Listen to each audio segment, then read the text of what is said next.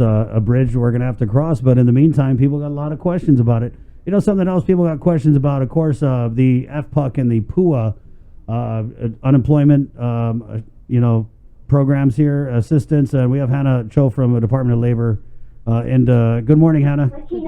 Good morning, Chris. Hi, Sabrina. Hi. So I guess we just want to give you the floor. There is an update with Department of Labor and these pandemic unemployment programs. So what is that update, Hannah?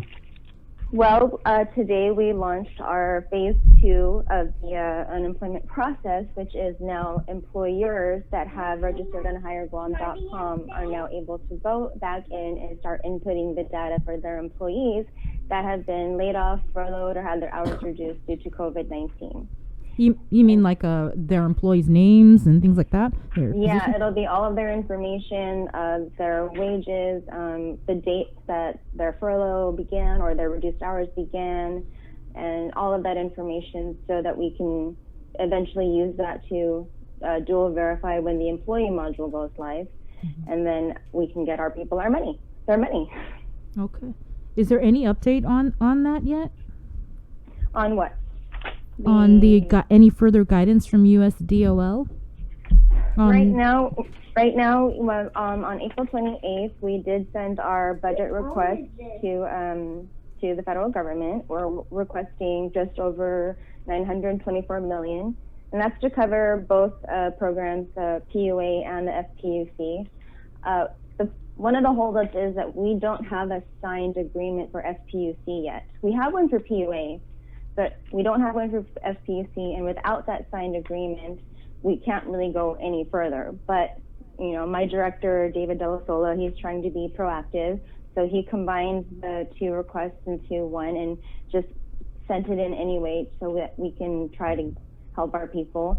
We're trying to get the application process set up and verified so that when the federal money does finally come in, we'll already have people that have qualified and we can start issuing checks instantly. Wait, so the $924 million is inclusive of the FPUC?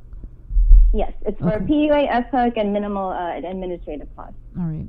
And you're still waiting for approval on the FPUC. Wasn't that, what do you mean when you say that? So there has to be an agreement, like kind of a contract, I guess, or an MOU. Well, not an MOU, but so there has to be an agreement between USDOL and Guam DOL for these programs to actually exist here on Guam. So SPUC, we're just waiting for signature. But we've already been approved by USDOL to implement that we're eligible for the FPUC. Yes, that is correct. All right. Okay. Is there a deadline for these businesses to start registering all their employees? It's not necessarily a deadline, but they should start doing it as soon as possible. And again, I do want to remind those that are self-employed to not register yet, because under this system, the self-employed will be considered employees. So when the employee module goes live, then those that are self-employed can register on the website. Right. Hannah, so we've been telling people, as per Dave, to send their info to Rapid Response at Guam DOL.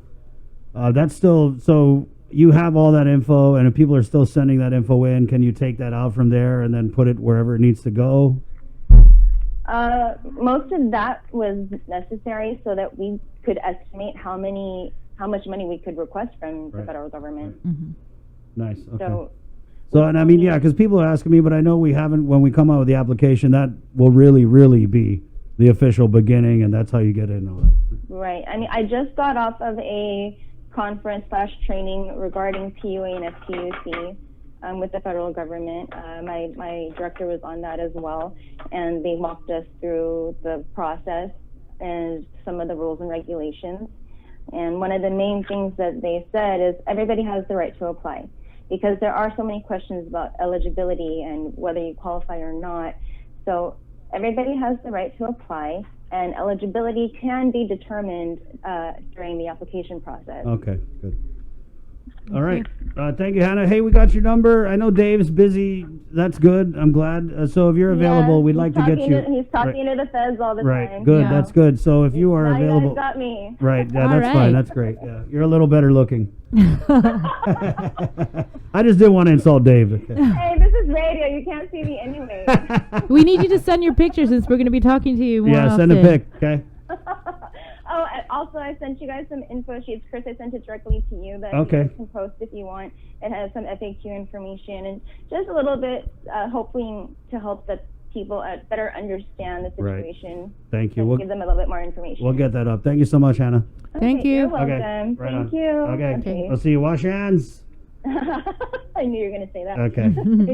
Bye. Well, if anything, I'm consistent. 949 containing COVID. Again, there are just so many ways to reach the show.